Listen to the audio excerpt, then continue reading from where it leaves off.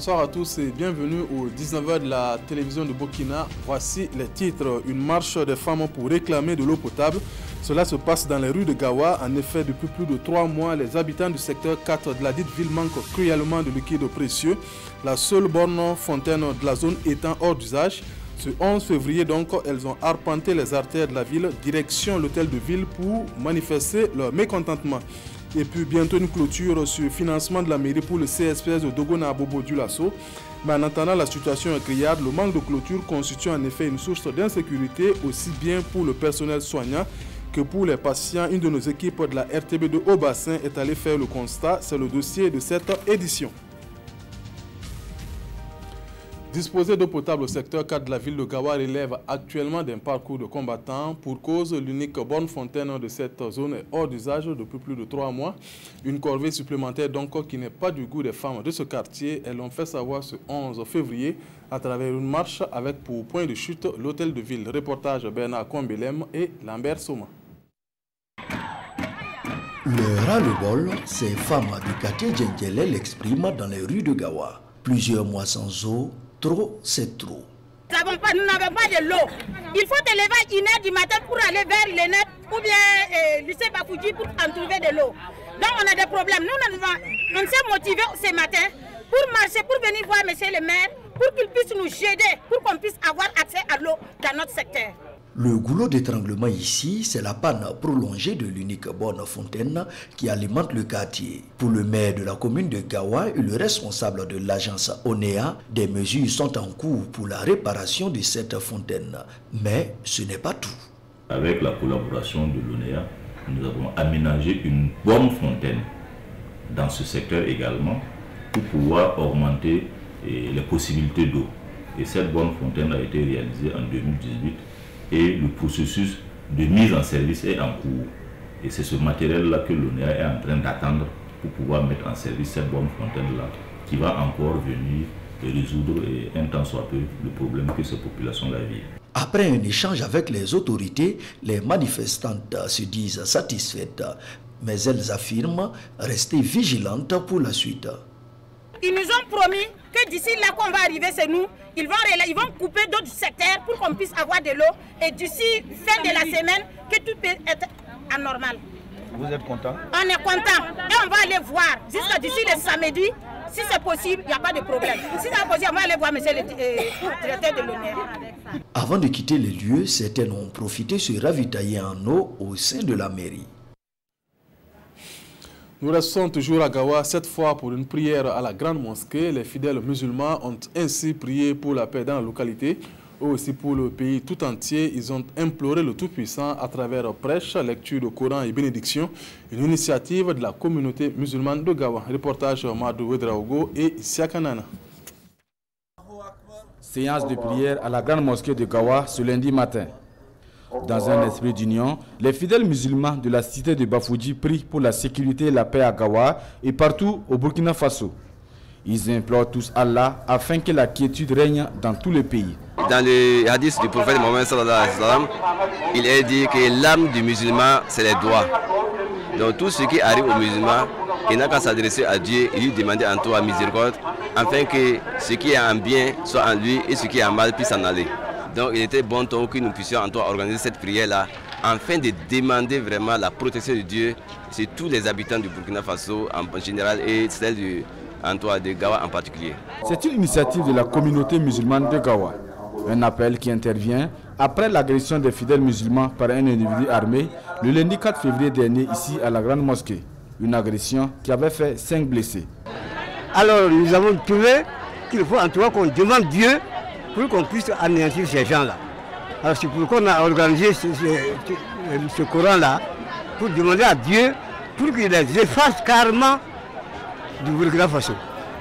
C'est le message que j'ai donné à tous les gens et à toutes les mosquées de Gawa pour qu'ils puissent s'organiser pour détecter tous ceux qui vont venir, tous ceux qui vont conserver comme anomalie, ils n'ont qu'à signaler pour qu'on puisse vraiment avertir l'autorité. Prière, lecture du Coran, bénédiction ont été les temps forts de cette communion entre musulmans. et le président de la communauté musulmane de Gawa d'inviter les fidèles à l'unité, à la tolérance et surtout à la solidarité pour bouter ensemble les forces du mal hors des frontières du Burkina Faso. Une fois le Sani Bigué ou la fête de fin de récolte en pays Bobo, la tradition a encore été respectée cette année à Bobo Dioulasso. Cette cérémonie qui a rassemblé les populations a été placée sous le signe de la paix au Burkina Faso. La fête des récoltes en pays Bobo, c'est avec Maneka Yen et Kadou Romenki.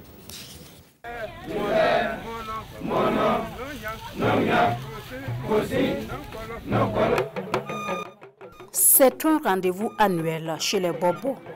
Ces réjouissances populaires consacrées au Sani Bigué en langue nationale Bobo ou la fête de fin des récoltes. Un rituel placé cette année sous le signe de la paix et de la cohésion sociale au Burkina Faso. C'est maintenant qu'eux peuvent faire tous les sacrifices qu'il faut pour qu'il y ait la paix dans notre ville et dans tout le Burkina. Parce que tant qu'on ne fait pas la cérémonie de fin des récoltes, eux, ils ne peuvent pas demander à leurs ancêtres. Parce qu'il faut que, quand tu pars en plus, il faut que tu viennes en ville. Donc ce sont ces bénédictions qu'ils ont fait. Une tradition ancestrale perpétuée à travers les âges et qui comporte quelques étapes clés. Ces régions populaires sont dédiées aux braves paysans défunts. D'abord, ça commence par la brousse. Là, on immole les poules. On donne ça aux femmes qui s'affairent à la cuisine. Pendant ce temps, les hommes sont dans la litière de la personne défunte pour rivaliser dans la langue du dos, c'est-à-dire la langue initiale. Après ça, maintenant, à midi, tout le monde se retrouve, on mange ensemble, on fait des bénédictions. Après ça, maintenant, le cortège se forme, jeunes, femmes, vieux, enfants, avec un masque devant. Cette année, la fête de fin des récoltes est célébrée de façon symbolique. N'empêche, elle conserve toute sa valeur culturelle et à l'occasion, les 10 chefs de village de Sia ont prié pour que les récoltes prochaines soient abondantes.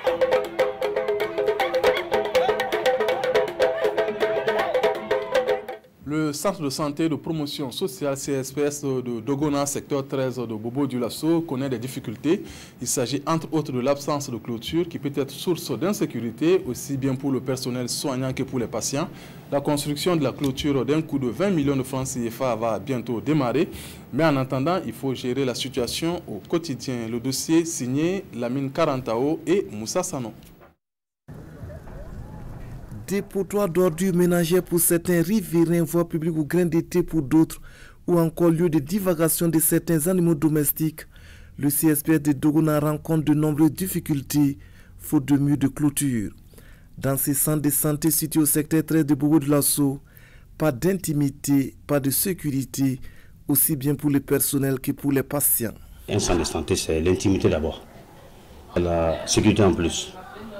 Effectivement, nous sommes dans un centre de santé, vous avez pu remarquer, il n'y a pas de clôture. Et sur le plan intimité, ça joue beaucoup. Vous voyez qu'en maternité, les femmes qui doivent venir accoucher, ils ont besoin de cette intimité-là. Et les bâtiments, les fenêtres ne suffisent pas. Il faut la clôture pour isoler un peu le centre de la population.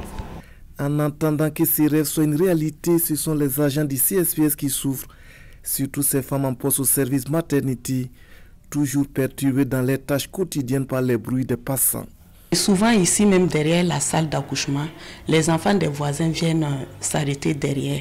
Souvent, on est dans la salle en train de faire l'accouchement. Tout ce que tu es en train de dire à la femme, les enfants sont arrêtés derrière en train d'écouter. Il y a des moments, même ce que tu dis, ils répètent.